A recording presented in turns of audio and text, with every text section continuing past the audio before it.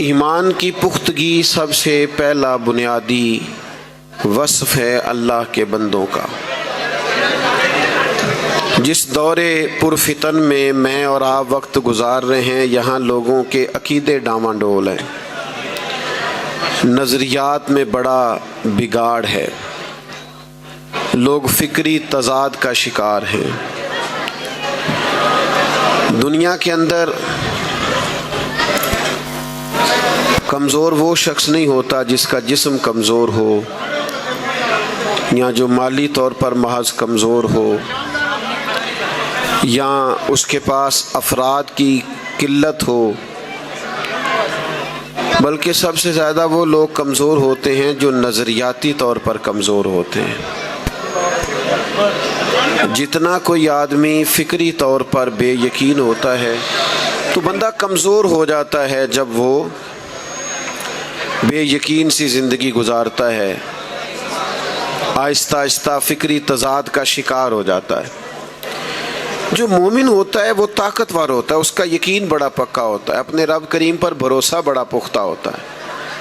اللہ کے بندوں کی شان یہ تھی کہ ان کے یقین بڑے پکے تھے، ان کے بھروسے بڑے مضبوط تھے، طاقتور تھے وہ لوگ۔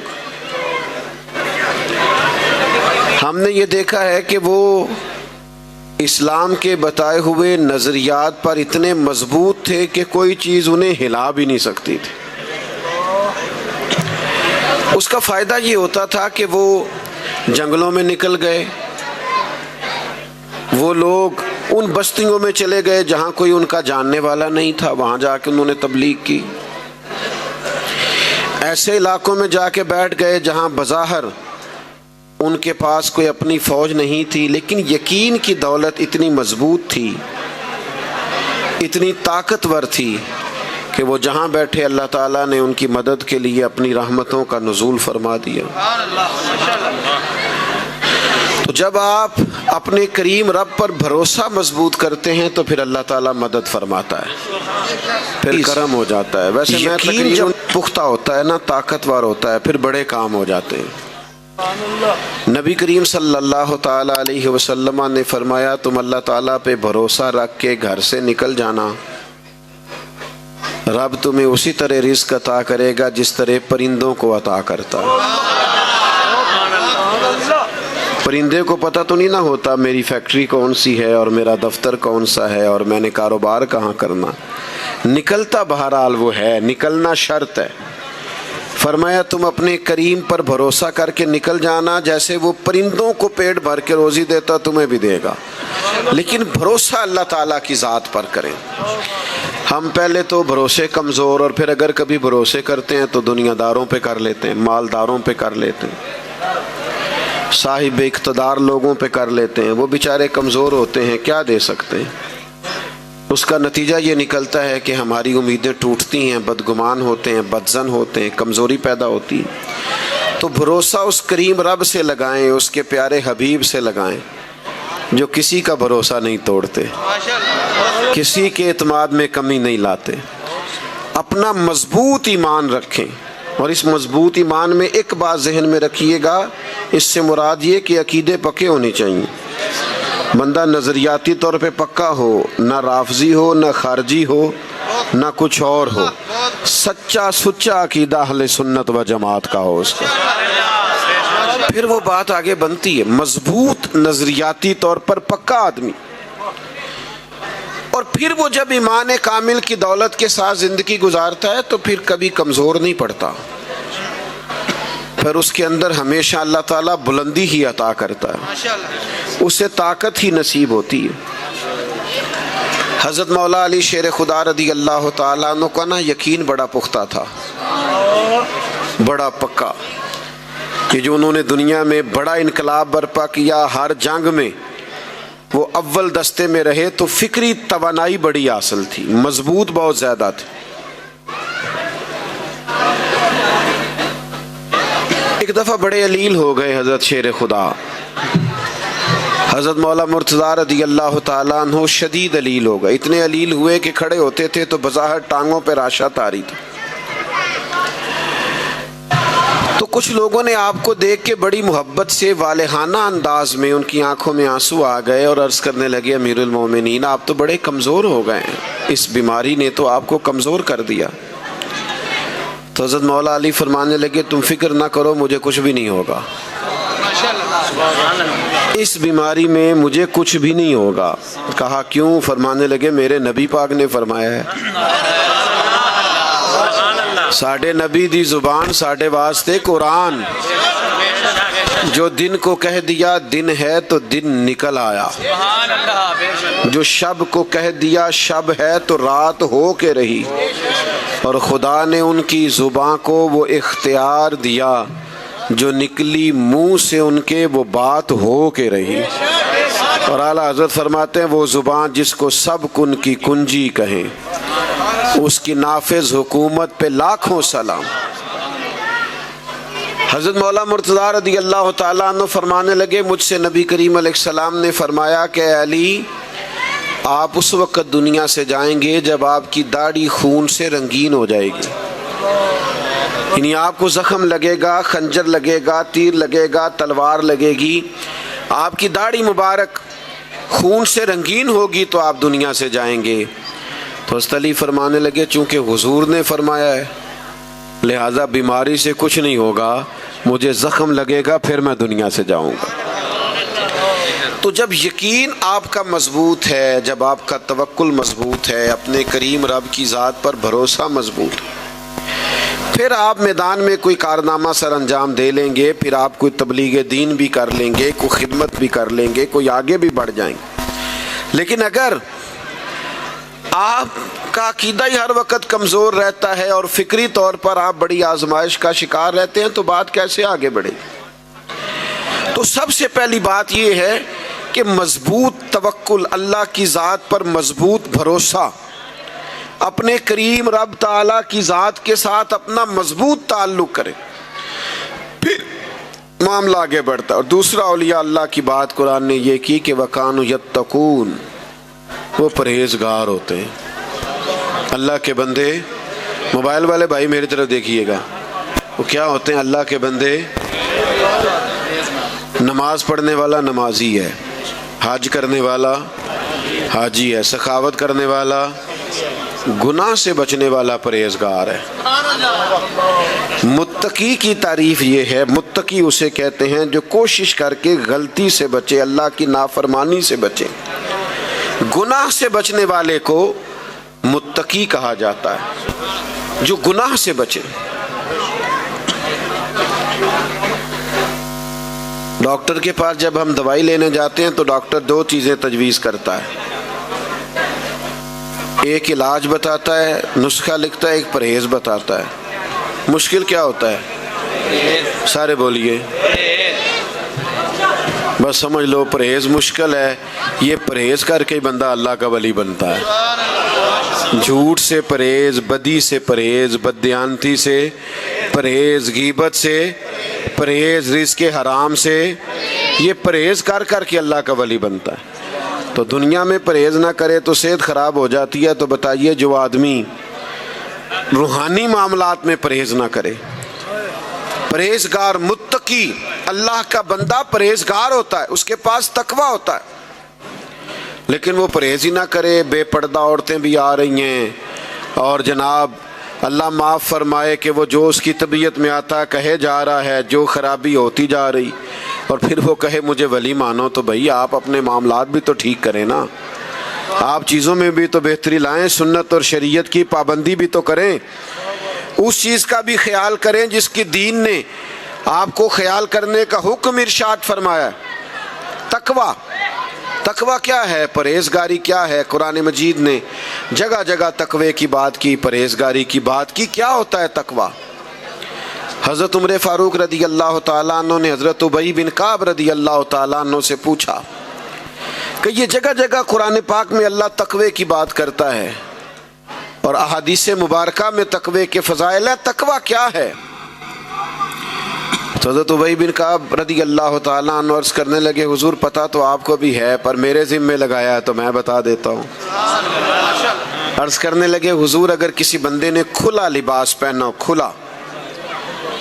खुला लिबास पहनते हैं ना हमारे बुजुर्ग, कुर्ता पहनते, जुब्बा पहनते, और जिस रास्ते से वो गुजर रहा हो वो रास्ता तंग हो, और तंग इस तरह का हो कि दोनों जानिब कांटेदार झाड़ियां हों, दाएं भी बाएं भी। तो अगर किसी शख्स ने तंग रास्ते से गुजरना है खुला लिबास पहन के, तो कैसे गुजरेगा? तो तुमर कहने लगे सादी सी बात है, ज़रा कपड़े समेट ले, दाएं बाएं ख्याल रख ले, जो ज़रा एहतियात से गुजर जाए वो अच्छा है।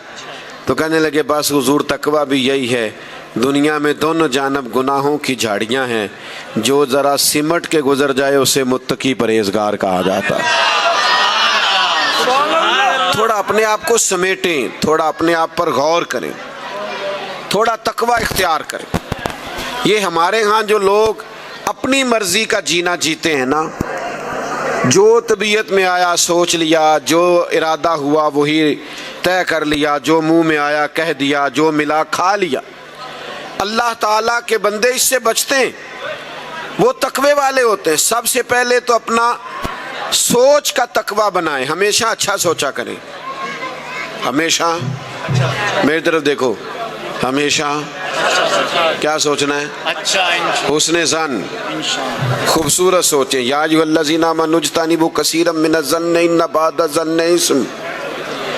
ऐ ईमान वालो, बहुत सारे गुमानों से बचो, बाज़ गुमान भी गुनाह हैं, अच्छा सोचा करें। वो अक्सर हमारे यहाँ ना एक बात शुरू होती है तो सारी दुनिया फिर वही बात करने लग जाती है। पीर बड़े जाली हैं, पीर बड़े जाली कहते हैं ना, लोग कहते रहते हैं। तो मैं दोस्तों से अक्सर कहा करता हूँ कि निरे पीर नहीं जाली, मुरीद भी काफ़ी जाली हैं। नाराज़ हो गए हो? तो अनु आखे ही नहीं, मैं तो किसी की बात कर रहा हूँ। सिर्फ पीर नहीं जाली, मुरीद भी काफ़ी सारे। वो क्या करते हैं, वो अल्लाह अल्लाह सीखने ही नहीं आते, उनके आने का मकसद ही कुछ और है।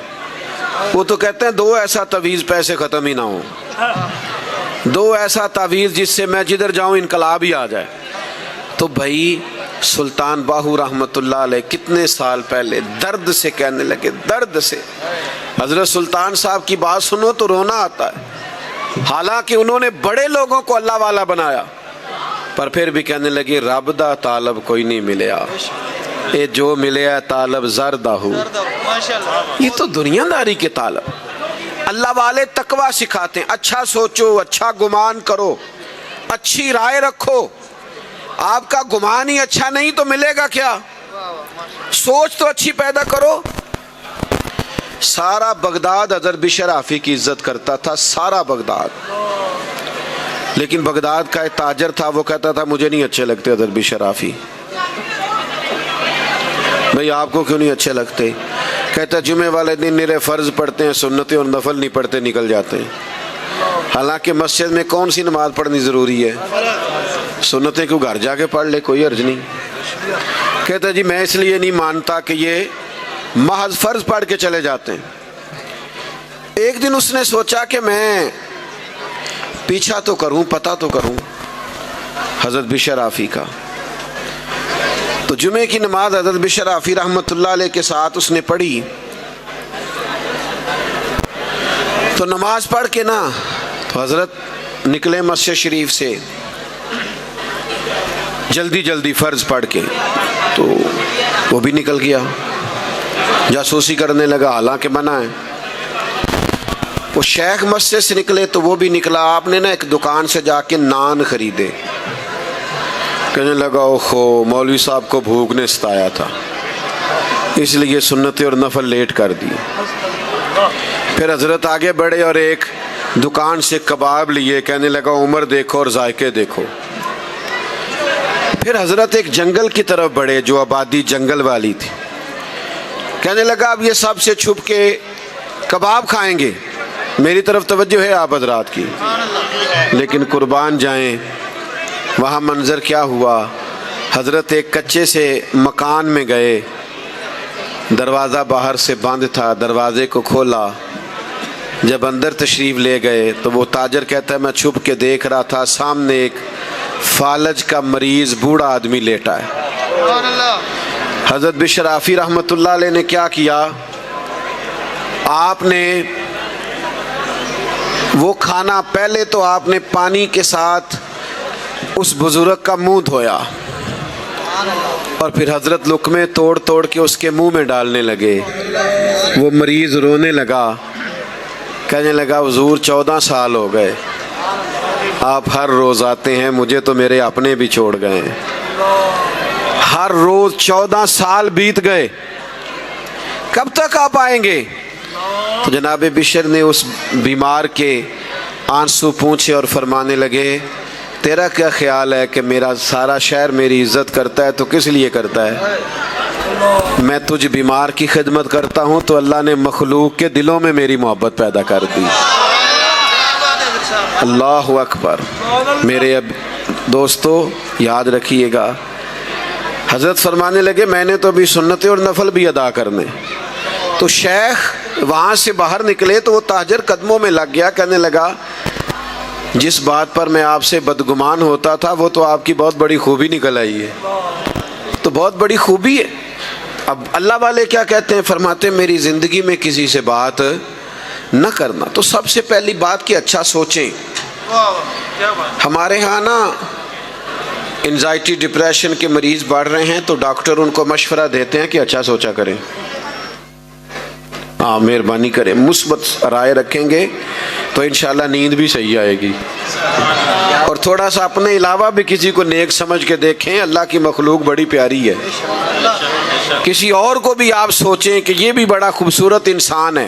مجھے بتاؤ یہ جس آدمی نے مائک لگایا ہے، سٹیج بنایا ہے، دریاں بچھائی ہیں، ان کی کیا عزت ہوتی ہے محفلوں میں، جلسوں میں؟ میں نے ایک دفعہ ایک ساؤنڈ والے سے کہا، میں نے کہا یار نماز پڑھتے ہو تم اتنی تقریریں سنتے ہو؟ کہندا حضرت صاحب جیڑا مولوی آندا ہے ساڈے نال تے لڑ کے ٹر جاندا ہے، آواز اونچی کرو تے آواز نیویں کرو، تو کوئی پیار کرے گا تو پڑھ لیں گے نماز، تو کیا اہمیت ہوتی ہے؟ لیکن مجھے بتاؤ اگر ساؤنڈ نہ چلے، یہ دریاں نہ بچھیں تو محفل کا نظام چلتا ہے؟ تو اچھا سوچیں، سب کی ضرورت ہے، سب کے ساتھ پیار کریں، بچنا ہے تو بد عقیدہ سے بچنا ہے، باقی آپ اپنوں کے ساتھ رویے کو بڑا خوبصورت بنائیں۔ ایک تو تقوی سوچ کا، ایک پھر بولنے کا تقوی۔ آپ کی گفتگو میں کوئی ایسا لفظ نہ ہو جو بازاری محسوس ہو، جو آپ کی شخصیت اور وقار کے منافی ہو۔ آپ احتیاط سے بات، ایک تو ہمیں بولنے کا شوق ہی بڑا ہے، کچھ لوگ اتنی باتیں کرتے ہیں، کئی دفعہ دل کرتا ہے کہ یار آپ مطلب اللہ خیر کرے، اللہ کرے آپ کا ذہن سلامت رہے، تو بہت ہی بولتے ہیں بھیا، کوئی تھوڑی باتیں کسی اور کو بھی، بلکہ ہمارے ہاں ایک اور بات عام ہو گئی، یعنی کوئی بات کر رہا ہے تو بیچ میں کود جائیں گے، کہیں گے قطع کلامی معاف، اور اپنی بات شروع کر دیں گے۔ تو میں کہتا ہوں ابھی تو ہم نے معاف کیا ہی نہیں، آپ نے معافی بھی گن پوائنٹ پہ مانگی ہے، قطع کلامی معاف، لہذا اپنی بات شروع، ہم نے تو بھی معاف ہی نہیں کیا۔ اچھا بولیں، صاف ستھری بات کریں، جسے حق جانے وہ کہیں، اپنی گفتگو کو باوزن کریں، با طہارت کریں۔ مشکات شریف میں حدیث ہے، نبی کریم صلی اللہ علیہ وسلم نے فرمایا، اللہ کے حبیب فرماتے ہیں تم بات کرتے کرتے کبھی کبھی ایسا جملہ بولتے ہو تمہیں پتہ ہی نہیں ہوتا رب تمہارے لیے جہنم کا فیصلہ کر دیتا ہے۔ خوبصورت لب و لہجہ اختیار کریں، اور فرمایا کبھی کبھی تم بات کرتے اتنا سونا جملہ کہتے ہو کریم رب تمہارے لیے جنت کا فیصلہ فرما دیتا ہے۔ تو اچھا بولیں، خیر کی بات کریں، زبان سے خیر کے جملے نکالیں، دل زبان کے تیر نہ برسائیں، ہر وقت تلخ بات نہ کریں۔ کچھ لوگوں نے ایک اور بھی آج کل زاویہ بنایا، جی میں چونکہ سچ بولتا ہوں لہذا میں کڑوا ہوں، بات کھری کرتا ہوں تو لوگوں کو اچھی نہیں لگتی۔ او بھائی آپ کا لہجہ کڑوا ہے، سچی بات ہی تو بندے کو اچھی لگتی ہے۔ دنیا میں سب سے زیادہ سچ مدینے والے محبوب نے بولا ہے، پر اتنا میٹھا کر کے بولا ہے کہ دلوں میں اتر گیا ہے۔ او جی میں سچ کہتا ہوں، کائنات کا سب سے بڑا سچ یہ ہے نا کہ اللہ وحدہ لا شریک ہے، سب سے بڑا سچ یہی ہے نا، لیکن قرآن کریم نے کہا اسے بھی حکمت سے بولو، ادعو الی سبیل ربک بالحکمہ، किसी को रब की तरफ भी बुलाओ तो हिकमत के साथ बुलाओ, दानाई और तदब्बुर के साथ बुलाओ। आप मेयारे तकवा पर फायज हों, आपके लबो लहजे के अंदर खूबसूरती हो, ठहराव हो, तकवा इख्तियार करें। ज़िंदगी में मोहतात, हमने उन बुज़ुर्गों को भी देखा जो रिस्क के मामले में इतने मोहतात थे कि अगर मुरीद ने कभी नज़र पेश की तो कान में पूछ लेते थे, मियाँ काम क्या करते हो। एहतियात थी, तकवा था। क्यों? ये जो रिस्क हराम है ना, ये बंदे का रब से ताल्लुक़ कमज़ोर कर देता है। नबी करीम अलैहिस्सलाम ने फरमाया, बंदा दूर से चलता है, देर से पहुंचता है, कहता है या रब या रब या रब, लेकिन अल्लाह उसकी दुआ इसलिए कबूल नहीं फरमाता कि उसने जो खाया है वो हराम का है, जो पिया है वो हराम का है, जो पहना है वो हराम। और हदीस पाक में फरमाया, किसी ने 10 दिनार का जोड़ा पहना, 9 हलाल के थे, 1 हराम का था, इसकी भी नमाज कबूल नहीं होगी। सूफिया तो हमें तकवा सिखाते हैं, परहेजगारी सिखाते, इनके यहाँ जब आते हैं तो यहाँ तकवे का नूर मिलता है। कुर्बान जाएं सरकार इमाम आज़म अबू हनीफा के। ये बादल आ गए हैं ना, पंजाबी में कहते हैं झाड़ हो गया है। तो इमाम साहब कपड़े का काम करते थे, कभी बादल आ जाते दुकान बंद कर देते, फरमाते गाहक को कपड़ा ठीक नजर नहीं आएगा, तो ऐसा ना हो कि वो किसी धोखे में हमसे खरीद के ले जाए। हम अपने माल को पाक रखना चाहते, रिस्क के मसले में हमेशा मोहतात रहें। ये अल्लाह वालों का खास पैगाम है। बस मैंने ज्यादा बातें नहीं करनी, समेटने लगा हूं। तकवे वाली, परहेजगारी वाली जिंदगी गुजारें। आप खुद महसूस करेंगे आपकी तबीयत में नूरानियत पैदा हो गई है। मेरी गुजारिश जिस पर मैंने बात को समेटना है वो ये है कि रब का जो बंदा होता है ना, वो चूंकि ईमान वाला और तकवे वाला होता है तो मुसल्ले से बड़ा उसका मजबूत ताल्लुक होता है। मुसल्ले, हमारे किबला हाजी अबू दाऊद सादक साहब रहमतुल्लाह अलैह थे ना, तो फैसलाबाद तशरीफ़ लाते थे हज़रत मुहद्दिस आज़म रहमतुल्लाह अलैह के आस्थाने पर, तो गुजरांवाला से टिकट शेखुपुरा का लेते थे, ज़ोर पढ़ के निकलते थे। कहते थे वहाँ जाते मेरी असर ना कज़ा हो जाए, अगर मैंने फैसलाबाद का डायरेक्ट टिकट ले लिया तो कई दफ़ा बस वाले रोकते नहीं। वहाँ असर पढ़ ली, फिर शाहकोट का टिकट ले लिया, फिर वहाँ मगरिब पढ़ ली। इबादत के साथ उनका रिश्ता, चूँकि अल्लाह का बंदा होता है, औलिया अल्लाह होते हैं, अल्लाह वाले, तो वो तो मखलूक से भी ताल्लुक़ इसलिए बनाते हैं कि इनको अल्लाह वाला बनाना है। उनको शौक़ नहीं होता लोग हमारे गिर्द घूमे और हमारे नारे लगें। तो आजकल तो बड़ी बीमारी लग गई लोगों को प्रोटोकॉल की। सादी फरमाते हैं कि लकड़ी को घिन खा जाता है और बड़े लोगों को खुशामद खा जाती। तो भाई मुसल्ला आबाद करें। आजकल मुझे बड़ी तकलीफ़ है, फजर के नमाजी तो ढूंढने से नहीं मिलते। आप मस्जिदों में जाके अंदाज़ा करें आजकल फजर का क्या हाल है। और मेरा मानना ये है कि किसी भी इलाके के पक्के नमाजी वो होते हैं जो फजर के वक़्त आते हैं, लेकिन अगर हज़ारों का मोहल्ला हो और एक सफ़ भी पूरी ना हो तो मुझे बताओ ना, फिर हमने अपने बुज़ुर्गों से क्या सीखा है, हमने क्या लिया। रब करीम के बंदों का मुसल्ला आबाद होता था, अल्लाह से रिश्ता मजबूत। शेख शहाबुद्दीन सोहरवर्दी रहमतुल्लाह अलैह मुरीद बैठे होते, रश होता, ज़रा 5 मिनट मिलते तो शेख चले जाते, 2 रकत नमाज पढ़ते, फिर आ जाते। एक दिन एक साहब ने कहा, हुजूर आप बार बार जाते हैं, हालांकि लोग इस्तिफादा करने बैठे। फरमाने लगे, अल्लाह रसूल से कुछ लूँगा तो तुम्हें दूंगा ना, तो बार बार जाता हूँ मुसल्ले पे ताकि वहाँ से मांग के आऊँ और तुम्हारी झोलियों में ढालूँ। तो भाई मजबूत अकायद, मजबूत ईमान, मजबूत तकवा, इबादत से ताल्लुक़, ये रब करीम के बंदों की शान है, ये अल्लाह वालों का तर्ज ज़िंदगी है। मैंने जब पहले आया था यहाँ फिर भी मैंने कहा था, आज फिर वो बात दोहराता हूँ। हम जिस आस्थाने के मुरीद होते हैं और जिस खानका से वाबस्ता होते हैं, हम उनके नुमाइंदे भी होते हैं। आप पीर साहब की 10 करामतें सुनाएं घर जाके, लेकिन अगर बीवी के साथ तल्ख बात करोगे तो वो कहेगी ये सिखाया तुम्हें पीर साहब ने। अगर किसी गाहक के साथ लबो लहजा ठीक नहीं होगा तो कहेगा ये सिखाते हैं तुम्हें तुम्हारे शेख। तो भाई अब हम किसी और के भी कुछ लगते हैं। اب ہم کسی اور سے بھی وابستہ ہیں، اب ہمارا کسی اور سے بھی تعلق ہے، اب ہم کسی اور کے نام سے بھی پکارے جاتے ہیں۔ وہ جن کی نسبتیں ہمارے ناموں سے جڑی ہوئی ہیں، ہم نے سوسائٹی میں جب نکلنا ہے تو اپنے کردار و عمل سے، اپنے معاملات زندگی سے یہ ثابت کرنا ہے کہ ہم ان لوگوں کے اصل میں نمائندے ہیں۔